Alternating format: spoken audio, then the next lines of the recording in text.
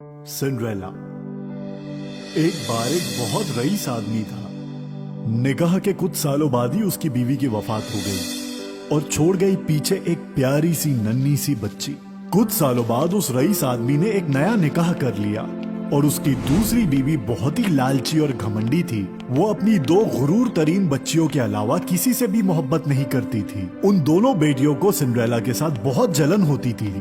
बहुत जल्द सौतेली माँ और सौतेली बहनों ने घर पर पूरा कब्जा कर लिया और उस नन्ही सी बच्ची को अपने घर की खादमा बना ली। वो बर्तन मांजती, कपड़ा धोती, झाड़ू पोछा करती और सूरज उगने से पहले ही उठ जाती बेचारी और जमीन पर गिरी हुई कोयले की राख समेटने लगती, जिसकी वजह से उसके कपड़े हमेशा मैले रहते। वो घर के बाहर तारज़दा बिस्तर पे सोती जो घास के ऊपर लदी हुई होती थी। वो सर्दियों के वक्त झोपड़ियों के छत से बर्फ अंदर आ जाती और पूरी झोपड़ी के अंदर बर्फ की पूरी सफेद परत जमा हो जाती। इस हैरत ज्यादा सर्दी से बचने के लिए वो रसोई में जलते हुए चूल्हे के सामने सो जाती। कोयले की राख पूरी रात उस पर उड़ती और उसके सारे कपड़े मैले हो जाते और इसी वजह से उसकी दोनों बहनें उसे सिंड्रेला कह के पुकारती। सिंड्रेला यानी कोयले की राख में लदे हुए कपड़े वाली। असल में दोनों सौतेली बहनें सिंड्रेला से इसलिए जलती थी क्योंकि सारे दिन घर में मजदूरी करने के बाद, इतने मैले कपड़े पहनने के बाद भी सिंड्रेला उन दोनों से ज्यादा खूबसूरत थी। एक दिन बादशाह के बेटे ने महल में दावत बुलाई। उसने सल्तनत में सारे ज़ेर असर लोगों को दावत में आने का दावतनामा दिया। सिंड्रेला की माँ और सौतेली बहनों को भी दावतनामा दिया गया। दोनों तंज तरीन बहनें भी तैयारियां करना शुरू कर दी। नए कपड़े सिलवाने लगे, नए गहने बनवाए जाने लगे। इन सारे कामों की जिम्मेदारी उन्होंने सिंड्रेला को दी। उन रेशम के कपड़ों के ऊपर सिंड्रेला जरी लगाती, उन्हें ध्यान से धोकर इस्त्री करती। मैं दावत में ये लाल जरी वाला लिबास पहनूंगी। बड़ी बहन खुशनुमा होके कहने लगी और छोटी ने कहा, मैं वो सुनहरे रंग का लिबास पहनूंगी और साथ में ये कीमती हीरो के जेवर बहुत जचेंगे मेरे लिबास के साथ। बाल संवारने के लिए महंगे हजाम बुलाए गए, नकली बाल लगवाए गए। शहर की सबसे महंगी दुकान से दर्जियों को कपड़े सीने के लिए बुलाया गया। चेहरा चमकाने के लिए बहुत महंगे लाली पाउडर मंगाए गए। जब सिंड्रेला उन्हें तैयार करने लगी तो बड़ी बहन ने उसे नीचा दिखाते हुए पूछा, तुम नहीं जाना चाहती दावत में? पर तुम कैसे जा सकती हो? तुम्हारे ये गंदे कपड़े देखकर वहाँ के तमाम लोग तुम पर हंसेंगे। सिंड्रेला की जगह अगर कोई और होता तो ऐसी बातें सुनकर उन लड़कियों के बाल बिगाड़ देती, पर सिंड्रेला एक बहुत नेक दिल की लड़की थी। उसने ऐसा नहीं किया। दोनों सौतेली बहनें दावत में अच्छी दिखे, उसने पूरी कोशिश की। दावत वाले दिन दोनों सौतेली बहनें अच्छी दिखे तो घंटों आईनों के सामने खड़े होकर खुद को देखती और खुद की तारीफ करते रहती। आखिरकार दावत पर जाने का वक्त नजदीक आ गया। वो दोनों अपनी बग्गियों में बैठकर खुशनुमा होकर निकल पड़ी बादशाह के महल के लिए। सिंड्रेला गमज़दा नजरों से देखकर उनको जाते हुए देखती रही। वो बेचारी फिर से रसोई घर में जाके जलते हुए कोयलों के सामने बैठ गई। तन्हाई का दुख सिंड्रेला से बर्दाश्त नहीं हो रहा था। वो अश्क बहाने लगी। अचानक एक आवाज आई और एक परी खिड़की से रसोई घर में दाखिल हुई। उसकी निगाहें चमकदार थीं। उसे पंख भी लगे हुए थे और उसके पास एक जादुई छड़ी थी। उसने सिंड्रेला से गमज़दा होने का सबब पूछा। काश मैं भी। सिंड्रेला इतना कह के जोर जोर से रोने लगी। क्या तुम भी उसी दावत में जाना चाहती हो? तो तुम जरूर जाओगी। मैं तुम्हारी अम्मी की सहेली हूँ और परियों की नगरी से तुमसे मिलने आई हूँ। तुम फिक्र न करो और अब रोना बंद कर दो और बागीचे से एक बड़ा सुनहरा कद्दू लेकर आओ। सिंड्रेला हाथ में लालटेन लेके बगीचे में जाके कद्दू ढूंढने लगी और लालटेन की रोशनी में इधर उधर ढूंढने लगी। उसने बगीचे का सबसे बड़ा कद्दू चुना और उस कद्दू को परी के हवाले कर दिया। परी ने अपनी जेब से एक चांदी की छुरी निकाली। उसने कद्दू को अंदर से खोखला कर दिया और उसने कद्दू का बाहरी हिस्सा रास्ते पर रखा और उसने उस कद्दू पे अपनी जादुई छड़ी घुमाई और छड़ी घुमाते ही वो कद्दू एक आलिशान बग्गी में तब्दील हो गया। सिंड्रेला ने अपनी जिंदगी में काफी बग्गियां देखी थी। उसकी सौतेली बहनें जिस बग्गी में बैठकर महल गई थी, उस बग्गी को भी सिंड्रेला ने देखा था, पर इतनी खूबसूरत बग्गी उसने कभी नहीं देखी थी। सोने की इतनी बड़ी बग्गी और शक्ल कद्दू जैसी। फिर परी ने उसे घर के अंदर से चूहे पकड़ने का पिंजरा लाने को कहा। जैसे ही सिंड्रेला पिंजरा लाने को गई तो उसने देखा कि उसके अंदर जिंदा चूहे हैं। परी ने उसे पिंजरे का दरवाजा खोलने को कहा। जैसे ही चूहे बाहर आकर दौड़ने लगे, परी ने उन पर भी जादुई छड़ी घुमाई। सिंड्रेला ये सब देख के हैरत ज़दा हो गई। चूहे एक एक करके ताकतवर घोड़ों में तब्दील हो गए और बग्गी के आगे खड़े हो गए 6 ताकतवर घोड़े, जिनका रंग चमकदार था और रेशमी बाल थे।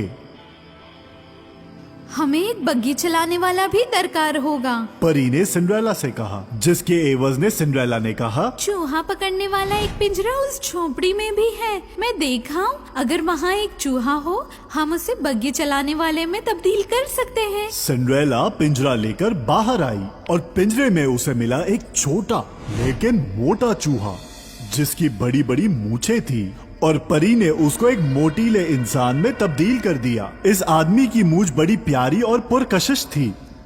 परी ने सिंड्रेला से कहा, एक बार फिर से बागीचे में जाओ और जिस बर्तन से तुम पौधों को पानी देती हो, उसके अतराफ में तुम्हें 6 छिपकलियाँ मिलेगी। उसे मेरे पास ले आओ। जैसे ही सिंड्रेला उन छिपकलियों को परी के पास लेके आई, वो 6 छिपकलियाँ सिपाहियों में बदल गए।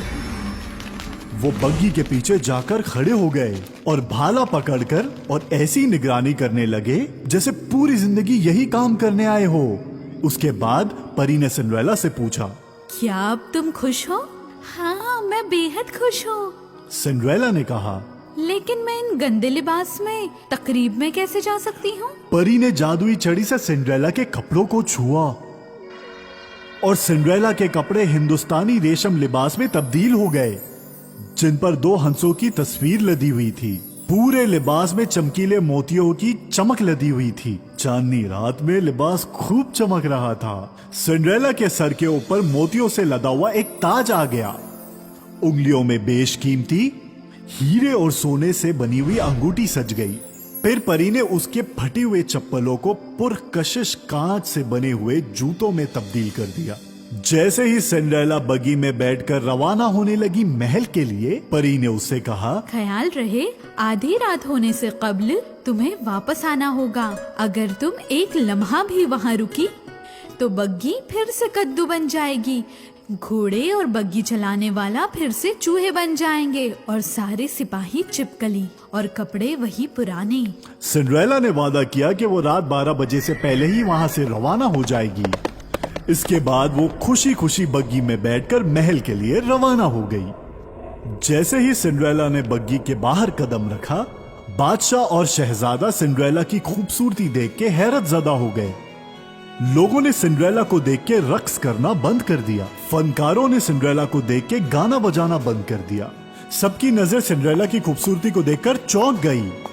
शहजादे ने सिंड्रेला को रक्स करने की दावत दी, जिसे सिंड्रेला ने कबूल किया। फनकार फिर से अपनी धुन छेड़ने लगे, पर इस बार उनकी धुन बहुत ज्यादा पुरसोस थी। बादशाह, मल्लिका और सारे मेहमान वहां पे सिंड्रेला की खूबसूरती की तारीफ करने लगे और इस सोच में मशगूल हो गए कि ये लड़की है कौन। शहजादे की नजर सिंड्रेला पर मरकूज हो गई थी। दोनों एक दूसरे में इतने खो चुके थे कि सिंड्रेला को वक्त का अंदाजा ही नहीं रहा। जैसे ही घड़ी में 12 बजने वाले थे, सिंड्रेला ने एक हिरन की तरह महल के बाहर दौड़ लगाई। राजकुमार ने भी उसके पीछे दौड़ लगाई, मगर उसे पकड़ ना पाया। महल की सीढ़ियां उतरते वक्त सिंड्रेला का एक जूता एक पैर से निकलकर गिर गया। शहजादे ने वो जूता उठाकर अपने पास रख लिया। महल के सालारों से पूछा गया कि उन्होंने किसी शहजादी को बाहर जाते हुए देखा। सालारों ने कहा कि उन्होंने किसी शहजादी को बाहर जाते हुए नहीं देखा, पर उन्होंने एक मैले कपड़ों में एक लड़की को जाते हुए देखा, जो शायद से एक बांदी थी। जब महल से सिंड्रेला की सौतेली बहनें घर वापस लौटी तो उन्होंने सिंड्रेला से कहा, तो शहजादा दावत में आई हुई उस खूबसूरत लड़की को अपना दिल दे बैठे हैं और वो लड़की अचानक से दावत में से गायब हो गई है। लेकिन बेचारा शहजादा अपने हाथ लगे हुए उस शहजादी के जूतों को बहुत देर तक तकता रहा। शहजादे ने हुक्म किया उस जूते को रेशम की तख्ती पर रखा जाए और सल्तनत के सारे घरों में ले जाया जाए और साथ ही ये ऐलान किया जाए जिस लड़की के पाँव के नाप का जूता होगा उस लड़की के साथ शहजादा निकाह करेगा। सल्तनत की सारी कुंवारी लड़कियों को वो जूता पहन के देखना था। शुरुआत सल्तनत की शहजादियों को पहना के देखी गई। सौतेली बहनों की भी बारी आई। शहजादे का सालार जूतों का नाप लेने के लिए घर पहुंचा। पहले बड़ी बहन ने जूता पहनने की कोशिश की। उसने बड़ा जोर लगाया लेकिन उसके लिए जूता बहुत छोटा था। बड़ी बहन के दिल में शहजादे से निकाह करने का इतना लालच था कि उसने पाँव छोटा करने के लिए अपने पाँव की उंगलियां काट दी। ऐसा करने से पाँव जूते में आसानी से चले गया, पर सिपाही ने खून देखते से ही उसकी चोरी पकड़ ली, उसे नामंजूर कर दिया। फिर छोटी बहन को जूता पहनाया गया, पर उसकी एड़ियां बहुत बड़ी थी। पर उसने भी चाकू से अपनी एड़ी को काट डाला ताकि जूता उसके नाप का हो जाए। पर उसने जब जूता पहनकर चलने की कोशिश की तब शहजादे के सालार को उस पर शक हुआ और उसकी भी चोरी पकड़ी गई। सिंड्रेला हंसते हंसते बोली, क्या मैं भी ये जूता पहनकर देख सकती हूँ? सिंड्रेला की हसद तरीन सौतेली बहनों के मना करने पर भी सालार ने सिंड्रेला को जूता पहनने पर मजबूर किया। जैसे ही सिंड्रेला ने अंदर पाँव डाला, जूता उसके पाँव पर ऐसा चढ़ा जैसे मोम का बना हो, बिल्कुल उसी के नाप का। फिर सिंड्रेला ने अपनी जेब से दूसरा जूता भी निकाला और दूसरे पाँव में पहन लिया। उसी वक्त उसे वो परी नजर आई और उसने अपनी जादुई छड़ी से सिंड्रेला के कपड़ों को इतने खूबसूरत कपड़ों में तब्दील कर दिया जो कभी किसी ने देखे ना हो। सौतेली बहनों ने फौरन पहचान लिया कि दावत में आई हुई खूबसूरत लड़की वो कोई और नहीं बल्कि सिंड्रेला थी। उन्होंने सिंड्रेला के पैर पकड़ के अपने बुरे बर्ताव की माफी मांगी। सिंड्रेला ने उन दोनों को चूम कर मोहब्बत से कहा कि वो उन दोनों को तभी माफ करेगी जब वो दोनों उसे अपनी बहन मानेंगी। सौतेली बहनों ने उससे वादा किया कि वो उसे अपनी सगी बहन का खिताब देंगी। सिंड्रेला को शहजादे के पास लाया गया। शहजादे को वो पहले से भी ज्यादा खूबसूरत लगी। कुछ ही दिनों बाद उनका निकाह हो गया। सिंड्रेला जितनी खूबसूरत थी उतनी नेक दिल भी थी। उसने अपनी बहनों के लिए बहुत नेक दिल शौहर चुने जो रईस भी थे और अच्छे भी। और फिर सिंड्रेला और शहजादा साथ साथ हमेशा खुश रहे।